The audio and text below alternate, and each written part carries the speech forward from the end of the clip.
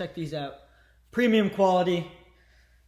The more hand-me-downs you wear, the better. Guys, all right. We're going to do a lot more content like this coming in the future. I got a Ziploc container full of pizza, a little bit of iced coffee. It's late at night. UFC fights are on tonight. But I want to sit down and talk about some of these topics that we talk about in the skiing industry and stuff like that. Right now, at this very moment, I'm going to tell you exactly what it takes to become a professional athlete in the skiing. Kind of crosses over in the snowboarding industry, but in this industry, in my opinion, on what you need to do to make it as a professional skier in today's day and age. Currently, it's June 5th, 2021. Who knows what we'll be doing in 2025, 3 years from now?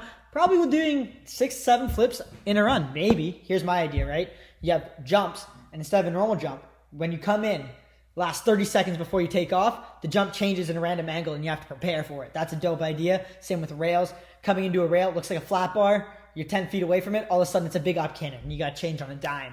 Think about that, X Games. In a YouTube series I did called Thought Tub. If you guys haven't seen the Thought Tub episodes, super sick concept.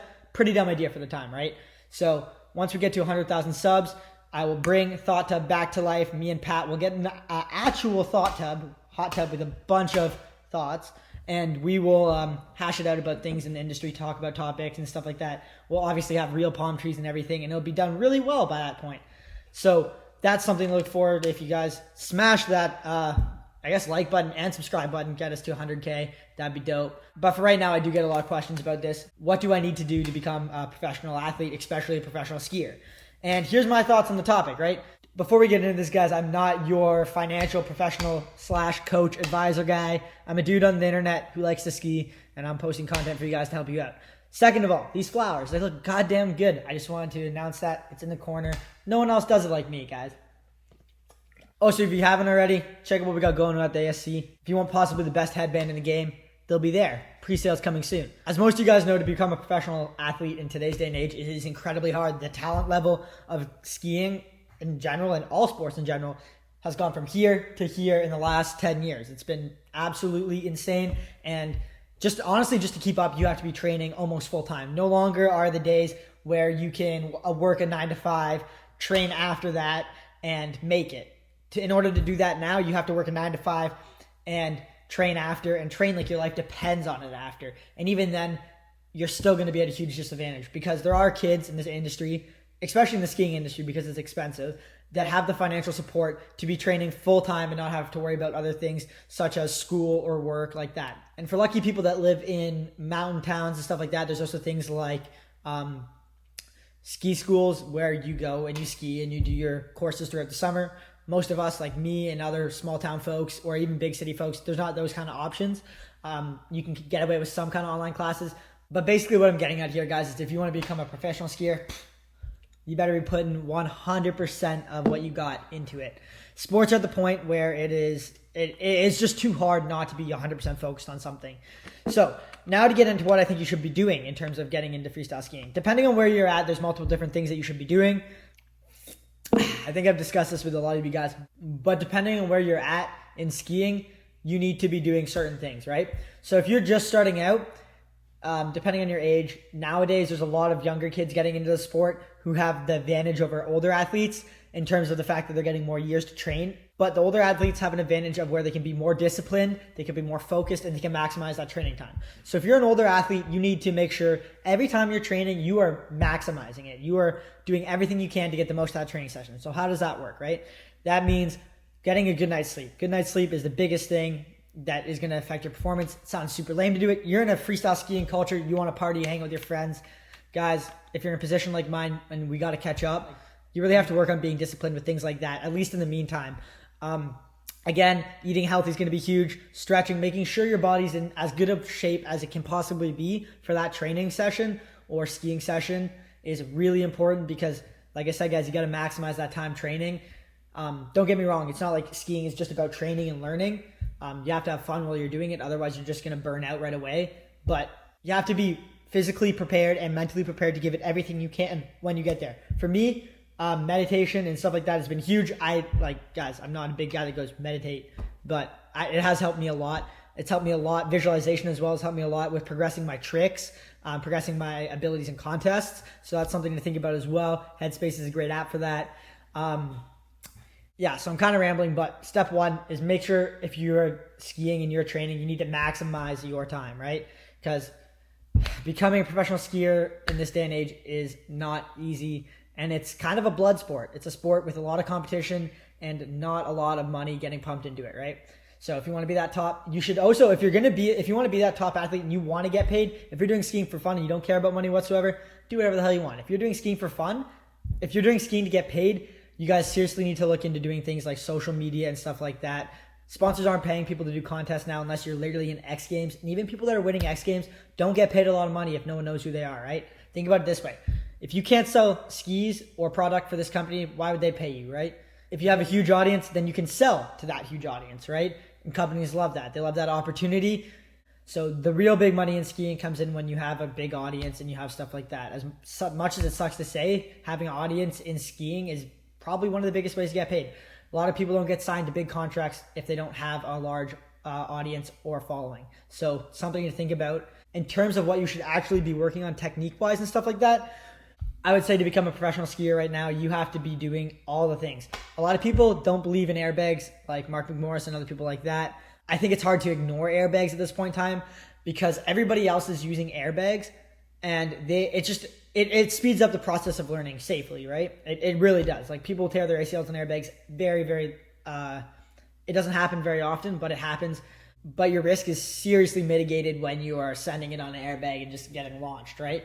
It's safe. It's a safe way of learning. If you've never done a triple cork before, you could you could try it on snow your first time, but let's say you blow your ACL, right? Then you're out for a year. Or you could do about 50 of them on an airbag, learn it, be comfortable with it, and then stomp your first one in the snow. Not going to say that's how it always goes, but you need to be doing things like airbagging. Water ramping is also valuable as well, although it wrecks your body. Clapping the water from 60 feet up sucks. And then if you mess up your trick and whale tub, as we like to call it, and just stomach down on the pool from like 50, 60 feet up, that also really sucks. Trampolines, guys, if you don't have an Olympic trampoline, which most people don't, round trampoline is how I learned a lot of my stuff. I used to literally jump off my garage roof onto the trampoline just to be able to do like flips and stuff, and put a sprinkler under it to get that extra water weight to get a double bounce almost.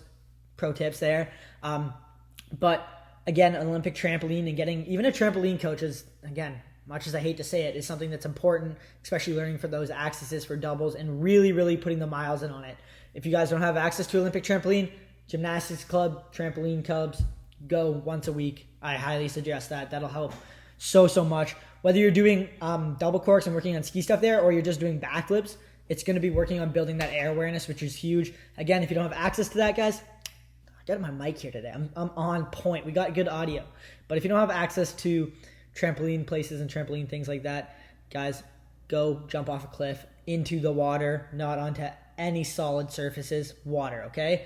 I used to do that all the time. I used to learn my first doubles off of a bridge into the water, right? Worst case, you get clapped and you're out of breath and you swim there for a couple seconds, and then you get it back and you go try it again, depending on how high you're going, right? Let's not go start our first backflip off a 60-foot cliff. But again, doing things like that, pools, great way to get that air awareness built up in learning. Backyard rails, guys, I highly suggest something like M-Snow. That is going to keep you on a rail and practicing getting that edge control and just getting comfortable grinding and doing swaps and doing everything on the rails throughout the season. This is a good way you can get ahead, right? Like I said, what does it take to become a professional skier, right? A lot of people have advantages in the sport when it comes to being able to train full-time in the winter, financial support, and stuff like that. If you guys want to keep up to these guys or you need to beat these guys, you need to put in the extra hours, right? So my first backyard rail, I built it myself. It cost me maybe like $100 and something bucks. It was pretty shitty, but I could do front twos off it, back twos off of it. And I learned how to do little things like that. And I put hours in, especially in the winter. Guys, if you can build like a rail, you can have a little snow mound, like 2 feet, have a rail, and just put the work in. That's really what it comes down to. You're going to have to be putting the work in. For instance, when I was in grade 11, I first started park skiing like late grade 10 or early grade 11. And I would sit out there after school and I'd go hit this like little PVC tube I had in my backyard, and I would sesh that thing for 4 or 5 hours, and I would not let myself come in until I did 3, let's say, actually it was K-Feds, 3 K-Feds in a row. And at the time I could do a K-Fed every once in a while, but doing 3 in a row took me like 4 or 5 hours to do, right? And then making sure, hey, I'm not going to come in even though I'm freezing cold or whatever, I'm not going to come in until I do this. Building up that mentality, that mindset is really good. And in terms of tricks, what you need to do these days, guys, it's through the roof, right? Everybody can do a triple now, which is pretty insane. Trampolines, airbags, safe way to learn it. But a lot of people are missing the well-roundedness. A lot of upcoming skiers, they kind of get really excited with the idea of doing triple corks and the recognition you get on social media and stuff for doing really big tricks. And they miss the stylish aspect of it along with the being well-rounded, right? So being well-rounded includes doing all-way nines. Guys, if you can't do 900 in every direction, switch right, switch left, forward right. If you can't do them at 900 in all those directions with a nice grab, you shouldn't be thinking about a double. My personal opinion, okay? That is something that I think will help you, even though it might take you longer to get to those doubles, guys. Like, when you get to those doubles, you're going to learn left, right? Then you're going to be like, okay, I know how to do a right cork nine very well. I can do my right dub. You're going to learn your right dub, and you're going to keep going up, right? And being well-rounded allows you access to do different things on different courses and in different scenarios, right? Some jumps aren't meant to be dub 10, right? Maybe they're better to be dub rodeoed or something like that. Maybe they're better for a switch dub. Maybe they're better for a switch dub misty, right? If you guys don't know these different accesses and these different tricks, it's going to hinder you like immensely down the road. So that's something I suggest just getting out of the way right away. Learn all-way nines. If I were to be really picky, what I'd like to see is somebody have all-way nines with all accesses, like misties, rodeos, bios, corks, right? If you could do that and maybe have like one or two doubles, you're already ahead of most of the people that got maybe two doubles, right? Like, because a lot of these people, they skip those steps. So something to think about seriously. And again, guys, what it takes to be a professional skier, it takes a lot of passion for the sport, because it's not a sport that you're going to get rich in, really. It's not a sport that you're going to get a lot of recognition in. It has to be something you're passionate about. It has to be something that you're driven by. And it has to be something you're going to put the work in, because even though there's some really good people out there that have had things like maybe financial support to go train all the time and stuff like that, all those people, even though they have some of those benefits, they still put in a lot of work. Like, you can't get to a level of somebody like Andre Rigetli or Henrik Harlow or something like that without putting in hours and hours and hours of work. You might look at somebody and be like, oh, he's missing this, or oh, we had this opportunity and other people didn't have this opportunity. The thing you have to remember, guys, is those people would not have gotten to that point. If any person that's at the top of any sport has not gotten there without a lot of hard work, okay? So the biggest thing is you have to work hard, you have to be dedicated, and you have to be smart about it, right? You have to be maximizing your training time, and you have to be enjoying it. So with that being said, this is my thoughts on what it takes to become a freestyle skier, guys. If you haven't already, smash that like button, turn it brown like this iced coffee. You know it's going to go blue anyways, but try to turn it brown. Maybe if you hit it enough times, it'll turn brown. Who knows? Smash that like button. Subscribe if you haven't already to the channel. More mini talk episodes like this coming. I really enjoy doing this. I really enjoy giving you guys some tips. Love talking to my mic. Oh, sounds so good. Podcast mic. If you guys haven't listened to the podcast, Banged Up with Bruce Oldham. ASC. I'm out.